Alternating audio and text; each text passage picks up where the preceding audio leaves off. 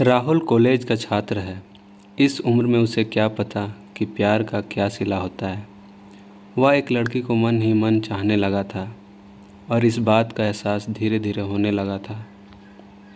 एक दिन राहुल अपने कॉलेज जा रहा था, तभी उसकी नज़र लड़की की नज़रों से टकराती है, जिसे देखने के बाद वह देखता ही रह गया और लड़की उससे कोई भाव ही नहीं दे रही थी।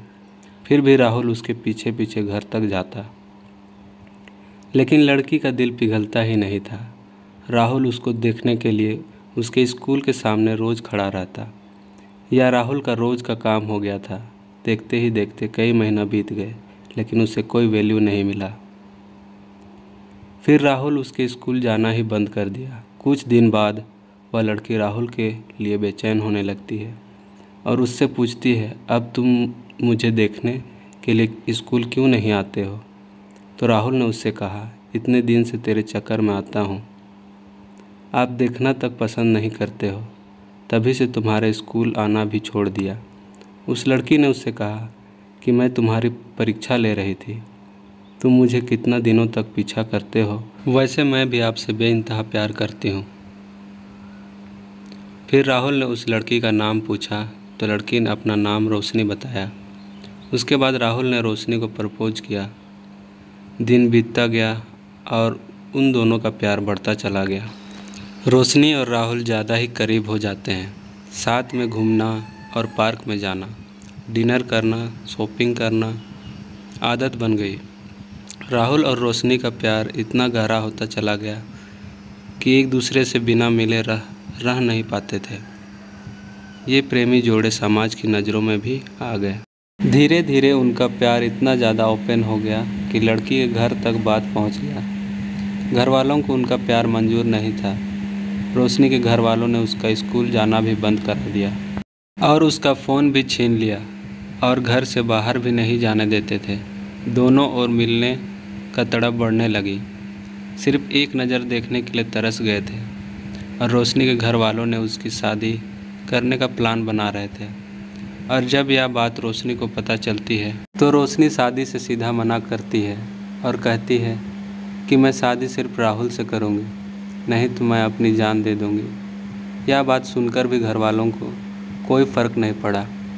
उसे मारने पीटने लगे और धमकाने लगे और राहुल को मारने की धमकी दी। तो इस कारण से शादी करने को राज़ी हो गई, लेकिन उसके दिलो दिमाग में राहुल ही था। उसके बाद रोशनी ने राहुल को एक खत लिखा, जिसमें लिखा था, मेरे प्रिय राहुल, मैं आपको छोड़ना तो नहीं चाहती, पर क्या करूं, छोड़ना पड़ रहा है। और पहली बार आपसे प्यार हुआ था। मैं आपको आज से नहीं, बहुत दिनों से चाहती थी। स्कूल तो बस एक बहाना था। मैं तो सिर्फ आपको देखने के लिए आती थी। मैं आपको धोखा नहीं दे रही हूँ, मेरी मजबूरी है। ये आपकी ज़िंदगी का सवाल है और मेरे घर वालों ने मेरी शादी तय कर दी है। मैं शादी तो नहीं करना चाहती थी, लेकिन मेरी मजबूरी है, क्योंकि मुझे आपकी ज़िंदगी बचानी है और आपको मारने की धमकी दे रहे हैं, इसलिए मुझे मजबूरी में शादी करनी पड़ेगी। प्लीज़ आप मुझे माफ़ कर दीजिएगा, आपकी मजबूर रोशनी। उसके बाद राहुल ने भी एक खत लिखा, मेरे प्रिय रोशनी, मैं भी तुम्हें बेइंतहा मोहब्बत करता हूँ। मैं तुम्हारे प्यार के लिए कुछ भी कर जाऊंगा। अगर आप नहीं तो यह ज़िंदगी किस काम की। हम दोनों ने एक साथ जीने मरने की कस्में खाई थी। तुम ऐसे ही मेरा साथ छोड़कर चली जाओगी। तुमने एक बार भी नहीं सोचा कि तुम्हारे सिवा मेरे ज़िंदगी में कोई भी नहीं है। जब तक मेरी सांसें चलेगी तो तुम्हारे नाम से ही चलेगी। वो ज़िंदगी मुझे नहीं चाहिए जिसमें तुम ना हो। रोशनी, जब से तुम बिछड़े हैं, तब से मैं तुमसे मिलने की बहुत बार कोशिश की, लेकिन तुम्हारे घर वालों ने मुझे मिलने नहीं दिया। मुझे लगता है कि मेरी ज़िंदगी में खुशी लिखी ही नहीं है।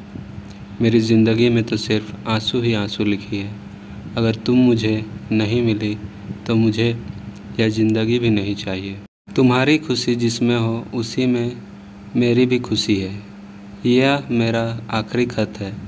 रोशनी उसका खत रो रो कर पढ़ रही थी। उसी दिन उसकी शादी भी थी।